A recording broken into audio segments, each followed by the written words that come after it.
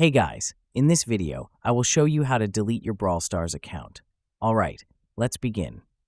First, open the game and make sure you are signed in. Tap on the three lines icon at the top right corner, then select Settings from the top. Next, tap on Help and Support. Go to the Account section at the top and select Access Delete Your Data. Now scroll down and tap on Request Deletion of your personal data. Once you're on the next page, scroll down again and tap on Delete My Data. After that, tap on New Conversation and choose the Delete My Data option.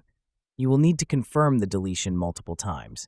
Tap on Delete My Data again, select the first option, agree to the deletion terms, and finally, tap on Delete to complete the process. So that's basically how you can delete your Brawl Stars account. And that's it for this video. If you find this helpful, consider subscribing and giving this a big thumbs up. Thanks.